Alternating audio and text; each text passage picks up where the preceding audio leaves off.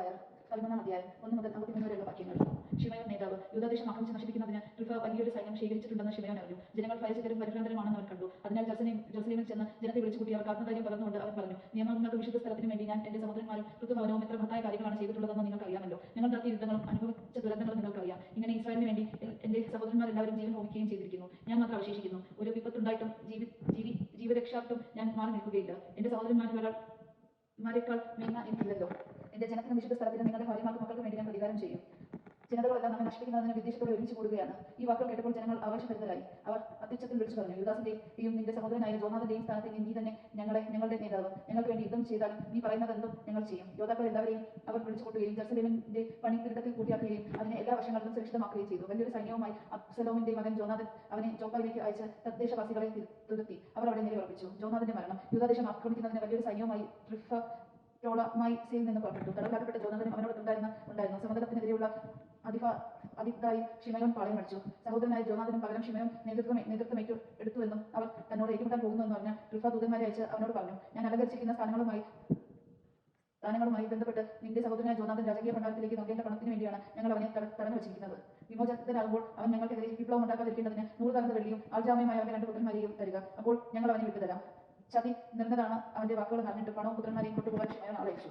അങ്ങനെ താൻ ചെയ്യാതിരുന്നാൽ ജനങ്ങൾക്കിടെ ഉഗ്രമമായ വിദ്വേഷത്തിന് പാത്രമാവുകയും ശിമയോൻ പണവും പുത്രന്മാരെ അയച്ചു കൊടുക്കാതിരിക്കുന്നതിനാലാണ് അവൻ മരിക്കാനിടയായെന്ന് അവർ കുറ്റപ്പെടുത്തുമെന്ന് അവൻ ഭയപ്പെട്ടു. പുത്രന്മാരെയും 100 തലന്ത് അവൻ കൊടുത്തുവിട്ടു. എങ്കിലും ട്രിഫ വാക്ക് പാലിച്ചില്ല. ജോനാഥനെ വിട്ടയച്ചതുമില്ല. രാജ്യം ആക്രമിച്ച് നശിപ്പിക്കുക എന്ന ഉദ്ദേശത്തോടെ ട്രിഫ ആദോര്യയിലേക്കുള്ള മാർഗത്തിലൂടെ ചുറ്റി വന്നു.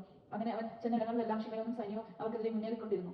മരുഭൂമിയിലൂടെ വരണമെന്ന് തങ്ങൾക്ക് ഭക്ഷണം എത്തിച്ചു തരണമെന്നും ആവശ്യപ്പെട്ടുകൊണ്ട് കോട്ടയിലുണ്ടായിരുന്നവർ ട്രിഫയുടെ അടുക്കൽ ദൂതന്മാരെ അയച്ചുകൊണ്ടിരുന്നു. തന്റെ അശ്വസൈന്യത്തോട് പുറപ്പെടാൻ ട്രിഫ തയ്യാറായി. എന്നാൽ ആ രാത്രി കനത്ത ഹിമപാതം ഉണ്ടായതിനാൽ പോകാൻ കഴിഞ്ഞില്ല. അതിനാൽ അവൻ ഗിലിയാദ് ദേശത്തേക്ക് കടന്നു.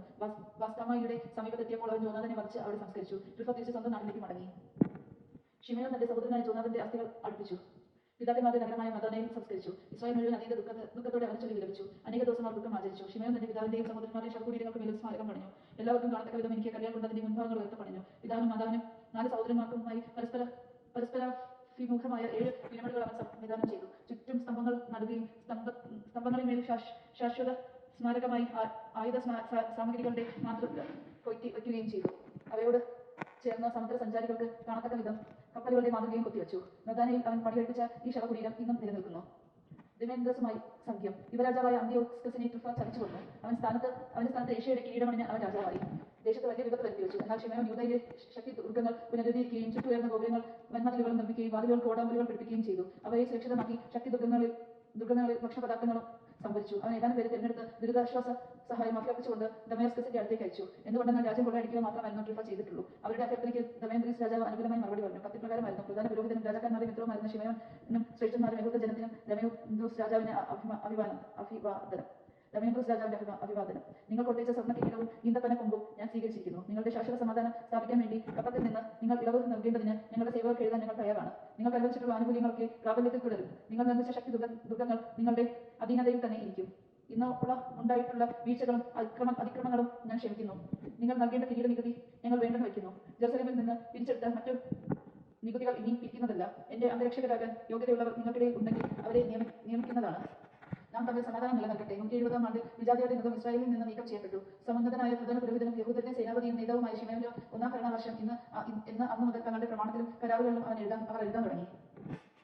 സ്വാതന്ത്ര്യം. ശിമയോൻ ഗസാറായ്ക്കെതിരെ പാളയമടിച്ച് അതിനെ വളഞ്ഞ യന്ത്രമുട്ടിയുണ്ടാക്കി നഗരത്തിന്റെ മതിലുകൾ ഇടിച്ചു പൊളിച്ച് ഒരു ഗോപുരം കൈവശപ്പെടുത്തി. യന്ത്രമുട്ടിയോടൊപ്പം ഉണ്ടായിരുന്നവർ നഗരത്തിൽ കടന്നു. അവിടെ വലിയ സംഭ്രാന്തി ഉളവാക്കി. നഗരവാസികൾ ഭാര്യമാരോടും കുട്ടികളോടും ഒപ്പം മതിലിന്മേൽ കയറി വസ്ത്രങ്ങൾ കയറി അച്ചത്തിൽ നിലവിളിച്ച് ശിമയോനോട് സമാധാനത്തിന് അപേക്ഷിച്ചു. തങ്ങളുടെ അകത്യങ്ങൾക്ക് സമർത്ഥമായില്ല അങ്ങയുടെ കാരണത്തിനൊത്ത വിധം ഞങ്ങളോട് പെരുമാറണമെന്ന് അഭ്യർത്ഥിച്ചു. ശിമയോൻ അവരുമായി കരാറുണ്ടാക്കി യുദ്ധം അവസാനിപ്പിക്കുകയും ചെയ്തു. എന്നാൽ നഗരത്തിൽ നിന്ന് അവരെ പുറത്താക്കുകയും വിഗ്രഹങ്ങൾ പ്രതിഷ്ഠിച്ചിരുന്ന ഭവനങ്ങൾ ശുദ്ധീകരിക്കുകയും സ്തുതിഗീതങ്ങൾ ആലപിച്ചുകൊണ്ട് അതിൽ പ്രവേശിക്കുകയും ചെയ്തു. അവൻ അതിന്റെ അശുദ്ധികളൊക്കെ നീക്കി നിയമം പാലിക്കുന്നവരെ അവിടെ വസിപ്പിച്ചു. അതിന്റെ കോട്ടകൾ ബലപ്പെടുത്തുകയും തനിക്കായി അവിടെ ഒരു ഭവനം പണിയുകയും ചെയ്തു.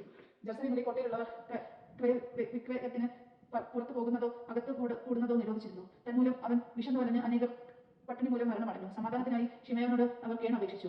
അവർ പ്രകാരം ചെയ്തു. എങ്കിലും അവിടെ നിന്ന് അവരെ ബഹിഷ്കരിക്കുകയും മാലിന്യങ്ങളിൽ നിന്ന് കോട്ടയെ ശുദ്ധമാക്കുകയും ചെയ്തു. 171-ാം ആണ്ട് 2-ാം മാസം 23-ാം ദിവസം യഹൂദർ സ്തുതിഗീതങ്ങൾ ആരംഭിച്ചു. ഈന്തപ്പന കൊമ്പുകൾ എന്നീ വീണ, കൈത്താളം, തന്ത്രിവാദ്യങ്ങൾ എന്നിവയുടെ അകമ്പടിയോടെ അതിൽ പ്രവേശിച്ചു. ഇസ്രായേലിലെ ഒരു മഹാശത്രു തകർക്കപ്പെടുകയും നീക്കം ചെയ്യപ്പെടുകയും ചെയ്തുകൊണ്ട് തന്നെ എല്ലാ വർഷവും ആ ദിവസം ആഹ്ലാദപൂർവ്വം ആഘോഷിക്കണമെന്ന് ശിമയോൻ കൽപ്പിച്ചു. കോട്ടയ്ക്കെതിരെ കോട്ടയ്ക്കെതിരെയുള്ള ദേവാലയ വേലിയുടെ മതിലുകൾ ബലപ്പെടുത്തി അവനും സൈന്യം അവിടെ താമസമാക്കി. എന്റെ മകൻ യോഗ്യനാനും പ്രായപൂർത്തിയായി എന്ന് കണ്ട് ശിമയോൻ അവനെ സൈന്യാധിപനാക്കി അവൻ ഗസാറയിൽ വാസമർപ്പിച്ചു. ദൈവജനങ്ങൾ കേട്ടത് നമുക്ക് ദൈവത്തെ സ്തുതിക്കാം. ക്രിസ്ത്യാനിക്ക് സ്തുതി.